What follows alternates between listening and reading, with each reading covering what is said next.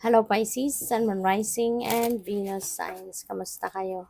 Sana po'y nasa mabuti kayong kalagayan. Welcome back po sa Star Tarot. At kung bago kayo rito, welcome din po kayo. Please subscribe, like, share my videos, and leave me a comment po kung nakaresonate kayo. Thank you. So Pisces, we have Clover, Bouquet, and we have this Kite. So, pagdating sa Clover, no, baka meron kayong mga dealings sa ngayon. Baka meron kayong mga business deals, ganyan. So, that is a reminder para sa'yo na mag-extra ingat kayo. Okay? Kasi po pwedeng, alam mo yon, baka meron dito mga business deals na ah, baka sobrang parang dangerous siya na deals. Baka it will require you to spend a lot of money, 'di ba? A bunch of money, pwedeng gano'n. Kaya, pag-isipan ninyong mabuti, okay?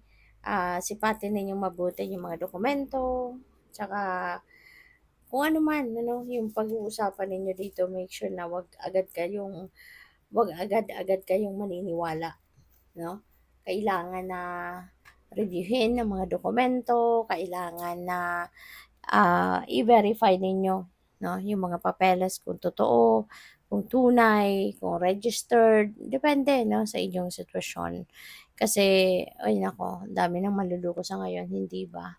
So, we also have the bouquet. Wow, so this is good, 'no? Pagdating naman sa trabaho, for some of you, this is the time na siguro makikita din ng ano mo, ng manager mo, ng supervisor mo, or ng employer mo mismo, yung trabaho mo, 'di ba? Your work will be appreciated and rewarded. Kaya siguro matutuwa sa iyo yung manager mo or yung employer mo dito for the job well done, no, na ginawa mo sa trabaho. Kaya good for you.